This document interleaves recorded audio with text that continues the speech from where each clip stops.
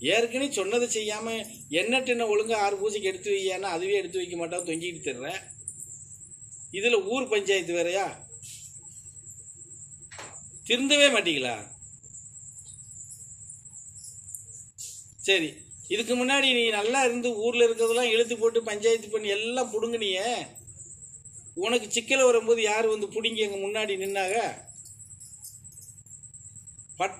பட்டும் கூட திருந்தல அப்படின்னா எப்படி? இனிமே யாரு வந்து என்ன புடுங்கி உனக்கு நட்டுக்கு நிறுத்த போறாங்க? இவ்வளவு இதை நீ பேசிக்கிட்டு இருக்கிற. சொல்லு சாமி.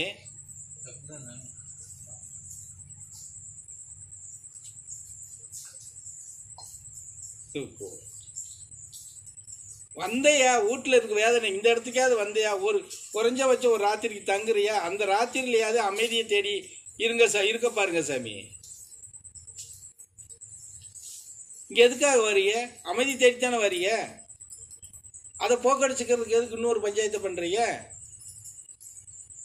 இப்போ 1.5 மணி நேரமா நீர் இந்த இடத்துல இல்லை, அதுதான் பண்ணிட்டு இருக்கிறது. இங்க என்ன இந்த 1.5 மணி நேரத்தில் நாங்கள் என்ன பாட்டு பாடிக்கிட்டு இருந்தோம்னு ஏதாவது தெரியுமா?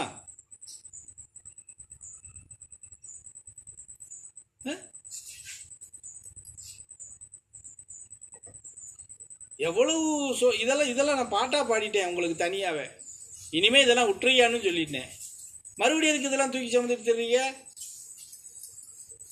உன்னையே தூக்கி சுமக்கிறதுக்கு யார் இருக்கா எனக்கு சொல்லு. இப்போ இவங்க எல்லாம் சொன்னில்ல, இந்த புளுத்திகள்லாம் உன்னைய தூக்கி சுமக்குமா எனக்கு சொல்லு.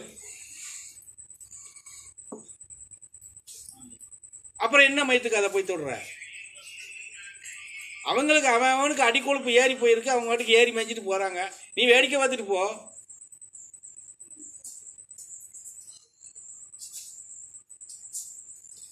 இப்போ ஒரு 1/2 மணி நேரத்துக்கு முன்னாடி கூட சொன்னேன், இங்க உபதேசத்திலேயே ஒரு நிகழ்வுக்கு இவ்வளவு காலத்துக்கு அப்புறம் ஒருத்தருக்கு ஒரு இப்படி ஒரு நெருக்கடி வருதுன்னா அந்த நெருக்கடியிலிருந்து தப்பிச்சுக்கிறதுக்கான ஒரு பரிகாரம் இதை செய்யி, இப்படி போகணும் அப்படின்னு நான் சுட்டி காமிச்சா கூட அதை கூட நீங்க வந்து சரியா பண்ணாம எல்லாமே பின்னாடி போய்கிட்டு இருக்கேன்னு பேசிக்கிட்டு இருக்கேன்.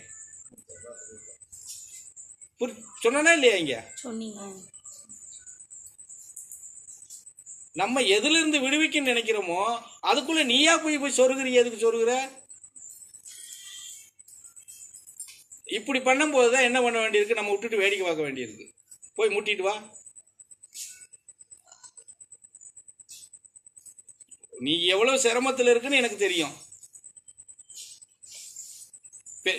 முன்னாடி நிறைய சம்பளம் வாங்கினேன், இப்ப பென்ஷன் பத்திரம் வாங்கிக்கிட்டு இருக்கிறேன். அதை வச்சு ஏதோ பண்ணிக்கிட்டு இருக்கிற, கொஞ்சம் கடன்ல இருக்கிற, நெருக்கடி இருக்குன்னு எனக்கு தெரியும்.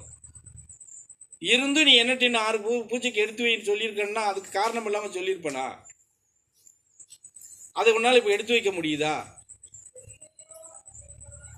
சொல்லு பாப்போம். உன்னையே காப்பாத்திக்கிறதுக்கு செய்யறதுக்கே உன்னால அந்த நிலையில நிக்க முடியல, நீ இன்னொருத்தரை காப்பாத்துறதுக்கு பஞ்சாயத்து பேசிக்கிட்டு இருக்க. தப்பு தனபால், மாத்திக்கங்க. இல்லைன்னா ரொம்ப நீங்க மன வருத்தத்துக்கு தள்ள போடுவீங்க. சொல்லிட்டேன், கேட்டுக்கோங்க. சொன்னதை கேட்கலன்னா நீங்க வருத்தத்துக்கு ஆளாயே ஆகணும். இறக்கம் காட்டுறது எனக்கு ஒரு லிமிட் இது. நான் சொல்றதை நீ ஏத்துக்கல, நீ பயணம் பண்ணலன்னா நான் என்ன பண்ண முடியும்? நமக்கு ஆல்ரெடி ஒரு அனுபவம் அது அந்த அடிப்படையில் கிடைச்சிருக்குங்கிறத கூட மறந்துட்டு மறுபடியும் நீங்க இது பண்றீங்களே.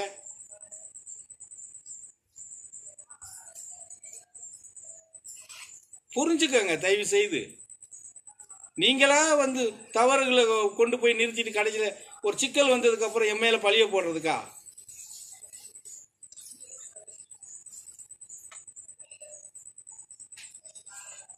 புரிஞ்சுக்கோங்க சாமி. பாட்டுகளா பாடுறேன், ஏன் இப்படி எல்லாம் இருக்கிறீங்க? அதனால என்ன பிரயோஜனம்? இப்ப 3 இது வந்துருச்சுன்னு, இந்த 3 பிரச்சனைனால உங்களுக்கு என்ன பிரயோஜனம்? ஏதாவது ஒரு பக்கம் நீங்க கெட்ட பேரை தானே ஆகணும். இருதரப்பு போலீஸ் ஸ்டேஷனுக்கு போகுதுன்னா இருதரப்புக்கு நீங்க நல்ல வழி ஆயிட முடியுமா? அந்த பஞ்சாயத்து உங்கள்கிட்ட கொண்டு வராங்கன்னா இருதரப்புக்காரங்களும் உங்களுக்கு சம்மந்தப்பட்டவங்கள தான் இருப்பாங்க. 2 பேருக்கு நீங்க போலீஸ் ஸ்டேஷன்ல நல்லவன் ஆகி வந்துட முடியுமா? ஏன் அந்த வம்புல போய் நீங்க மாட்டுறீங்க? புரிஞ்சுக்கோங்க சாமி, மாறுங்க. அதே நிலையில இருக்காதீங்க. பாதிப்பு வந்ததுக்கப்புறம் வருத்தப்படுறது அது மனுஷனுக்கு அழகா? முன்னாடியே அதுக்கு தெரிஞ்சு நம்ம ஒதுக்குறோம்னா ஒதுங்கி போக கற்றுக்கோங்க. இனிமேல் இந்த மாதிரி விவகாரத்தை நீ கையில் எடுக்கிறீங்கன்னு எனக்கு தெரிஞ்சதுன்னா நான் கடுமையாக உங்களை இது பண்ண வேண்டியது சொல்லிட்டேன். இதுதான் உங்களுக்கு லாஸ்ட்டு. ஆமாம், கட்டியமாக சொல்லிடுவேன். நீ இந்த இடத்துக்கு வராதனே சொல்லிடுவேன். ஆமாம், புரியுதா நான் சொல்கிறது? பசங்க 2 பேரும் சின்ன பசங்க. இங்கே என்ன நடக்கு ஏது நடக்கு உங்களுக்கு என்ன சொன்னாங்கன்னு அவங்களுக்கு தெரியுமா? விட்டுட்டு நீ போன இந்த என்ன பண்ணி கிழிச்சிட்டாருன்னு அவங்க ஏன் மேலே மண்ணை வாரி தூக்குவாங்க.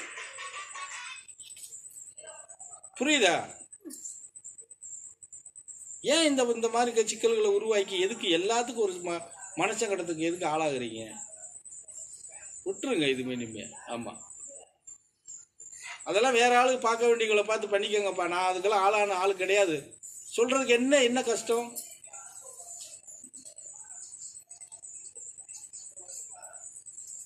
என்னைக்கு ரிட்டையர்ட் ஆகிட்டோம்னு சொல்லி ஊர்க்காரனெல்லாம் கூப்பிட்டு நீ விழா வைக்கணும்னு சொல்லி அன்னையிலிருந்து உன்னை கண்டிஷன் பண்ணிக்கிட்டு இருக்கேன். பொத்திக்கிட்டு ஏரியா எதுக்கே விழா வைக்கணும்னு சொல்லி கேட்டுக்கிட்டு இருந்தேன். நான் வேலைக்கு சேர்ந்துட்டேன், நிறைய சம்பளம் வாங்குறவங்கிறத விழா வைப்பாங்க. வேலையை விட்டு ரிட்டையர்ட் ஆனவனு விழா வச்சது நீ ஒரு ஆள் தான். இருக்கிற பூரா கூப்பிட்டு சோறு போட்டு அன்னைக்கே ஆரம்பிச்சது உன் நிலைப்பாடு கஷ்டம். எதை செய்யணுமோ அதை தெளிவாக செய்யணும், இல்லைன்னா அதை செய்யக்கூடாது. விட்டுட்டு ஒதுங்கி போக கற்றுக்கங்கன்னு பல வழியாக நடத்திக்கிட்டு இருக்கேன். எதுவும் காது கொடுத்து கேட்கறது கிடையாது.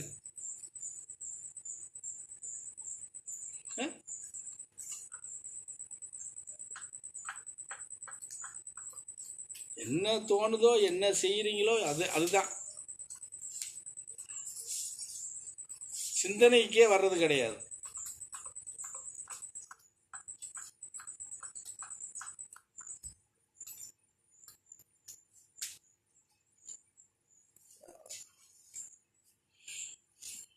அவ நீ தொலைகிறது.